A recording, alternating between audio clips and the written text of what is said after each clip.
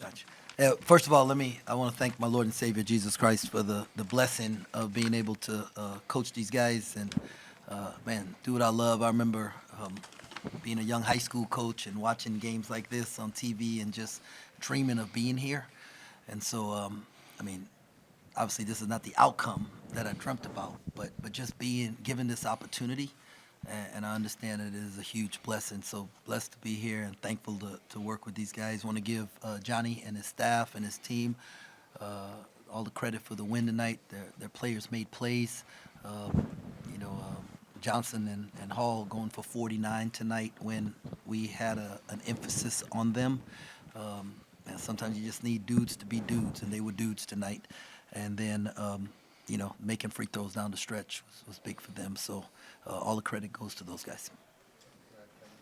Coach, when you have a season like this where you guys go on a winning streak and then immediately followed up with a losing streak and a close loss on the road, what's the message like to the team in the locker room? Yeah, we gotta be better. Like we're not good enough to take plays off or have like we lost the middle eight today, right? Like the 10-0 run to end the half, you know, 6-2 run to start the second half. Right, it's a 14-point swing.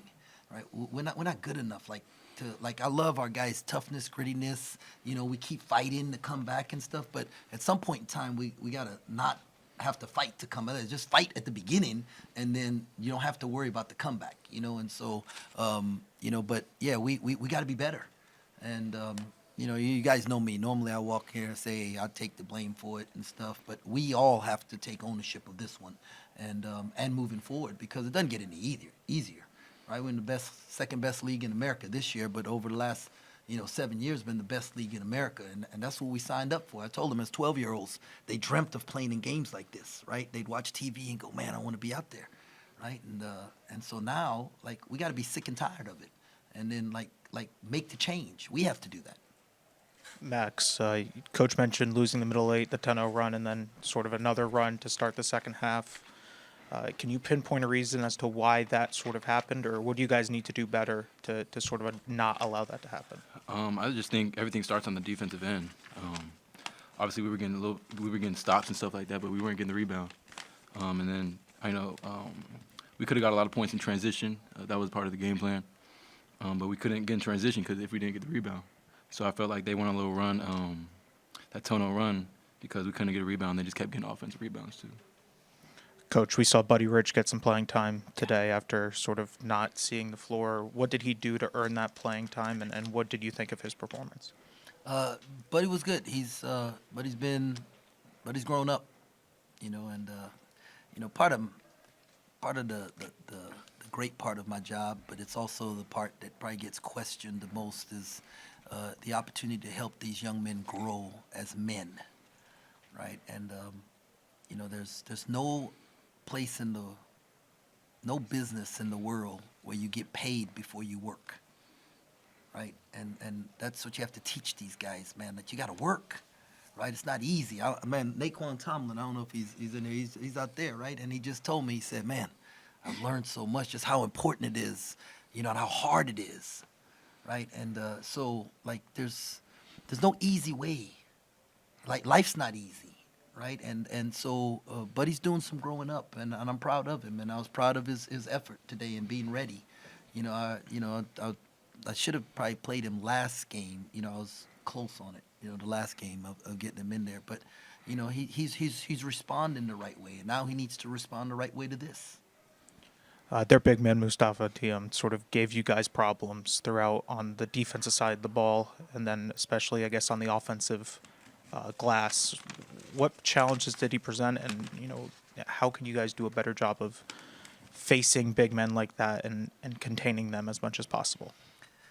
Yeah, tell you the truth, we didn't like. I really didn't think he had an impact because he was out there, but we wanted him to be a scorer, right? Like, we wanted him to be the person who they was throwing the ball to and being aggressive because that played in our favor. We didn't want Hall and Johnson doing it, and so, yeah, I mean, he's a talent. Now, obviously, he's a talent, and he's going to be a really good basketball player. And so very, very impressed with his skill level, to late in the game when he stepped to line, hit those two free throws, and there was like there was no doubt those things were going in when they left his hands. So that kind of confidence and that kind of skill level for a guy that size, that's impressive. But like if he had taken 7 more shots, I would have been happy with that. Doug, when you guys dig yourself into that kind of hole and you have to try and bounce back and you guys get so close and sort of finish short, how frustrating is that? And, how difficult is it to come back from those deficits when you build them? I mean, it definitely is very frustrating because, nobody wants to lose the game. But, we dug ourselves a 16-point hole, in one of the best leagues in the country. Is pretty hard to come back from. So, to be honest, all we can do is learn from this. We got another one coming up. So, we can't get this one back. We got to put it behind us. Coach, 3 games left in the regular season and then conference tournament. How important are these next 3 games for you guys, and what do you want to see from the team in these next 3? Yeah, I'm not thinking about 3 games. I'm thinking about 1 game, right? That's what this is about. It's about 1 game. 1 game, 1 mission, win at home.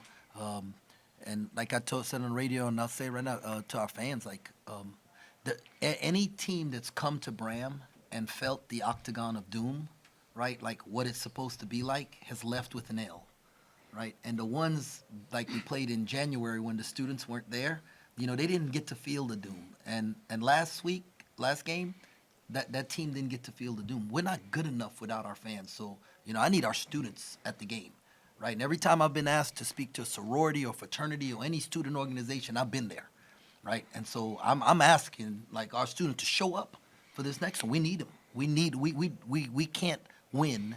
We don't win without Bram being the octagon of doom.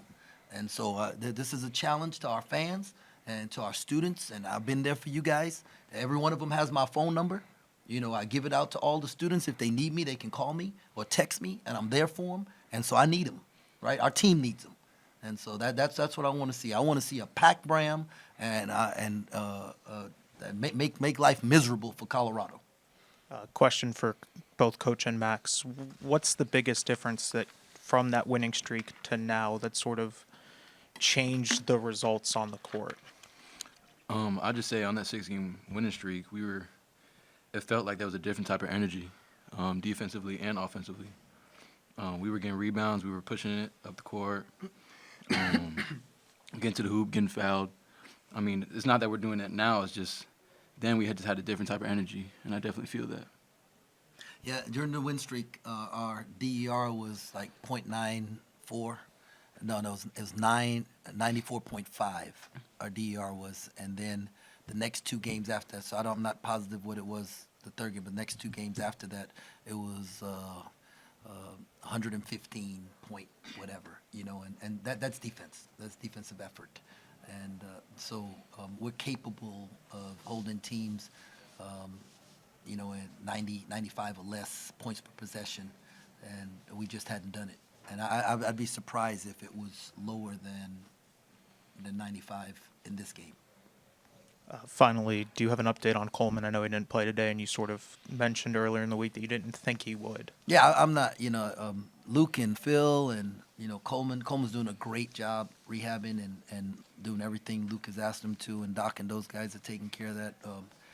Coleman has a bright future ahead of him, and we're not going to do anything to jeopardize that. And so when he's ready, he'll come back, and if that's next game, it's great. If it's not, I'm okay with that because I'm here for the long haul with that young fellow.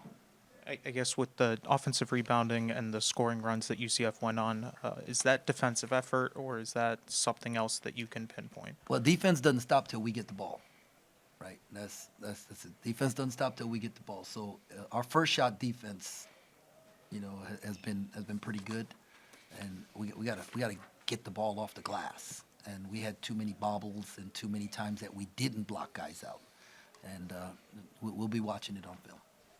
Coach, I just want to get your thoughts on Johnny Dawkins and the kind of job he's done at UCF. I think you got him in the first game last year, their first Big 12 game at your place. And yep. I know UCF, a lot of people thought they kind of had the biggest hurdle, moving up from the American to, play in the Big 12. But just what are your thoughts on Johnny and how he's kind of built this program? Yeah, well, I'll tell you what's like the most important thing to me about Johnny, right, is that as a high school coach, I would drive guys to 5-star camp. From Texas to Virginia. And on the way back, we would stop at Duke and North Carolina. And whenever we stopped at Duke, if Johnny was in the gym playing, working guys, doing whatever he was doing, he'd work guys that weren't Duke players out, play 2-on-2 full court, do different things. He would always stop and come over and talk to me. As a high school, I had no players, right? Couldn't help them.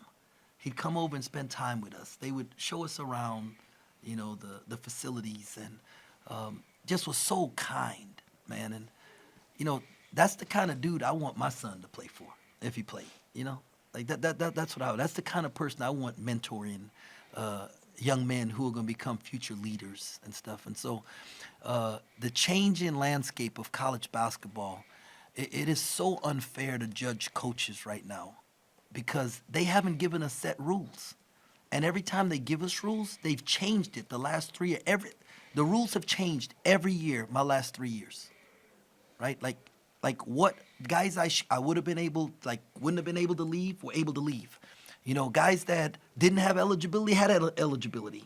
You know, and so it is really hard, right? And so it's hard to judge guys when administrators who are making the rules, right, get us a set of rules, then give us a couple of years and then judge us. Okay, and so, but as a man, it doesn't get better than him.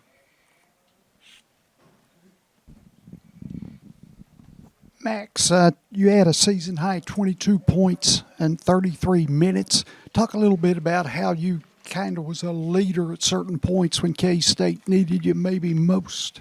Yeah, it definitely felt good getting 22, but I mean, all that stuff doesn't really matter if you don't get the W.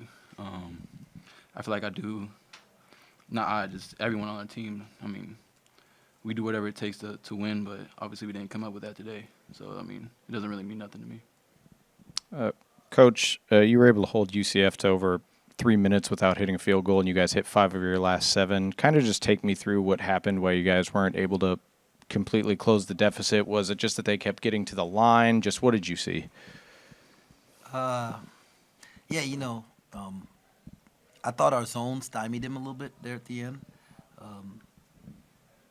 You know, but I think a couple possessions we fouled. And so they were able to go to the free throw line. You know, you can't guard the free throw line. So, but, you know, they did what, you know, good teams, well-coached teams do. They figured out a way to close at the end. Coach, midway through the first half and even in the second, we saw different defenses, full court presses, zones. What did you see that allowed you guys to force 15 turnovers on UCF? You know, we just were really doing it to try and get the ball out of Johnson's hands. And because, I mean, you know, he's the straw that stirs the drink for them. And so it wasn't necessarily we was trying to cause turnovers, but, you know, I just felt like for us, we need to cause turnovers so that we can get out in transition. Coach, a lot of the defensive stats, rebounds, blocks, steals, UCF had your number today. Can you kind of walk us through what was really UCF was doing right today? Let's see. You know, I just don't think we closed possessions, right? Like, I mean, like this whole thing changes if, you know, we end possessions with a block out, right? That's what, you know, we get the ball with 2 hands and all that changes. And so I thought their effort in the second half to go to the offensive glass was greater than their effort in the first half. And I didn't think our attention to blocking out to start the second half was very good. And so they got 5 offensive rebounds, I think, by the first media when I called the timeout. And then at the end of the game, they ended with 3 offensive rebounds when we got stops. So to me, that was the difference in the game. Thank you, guys. Thanks a lot. God bless. Go Cats.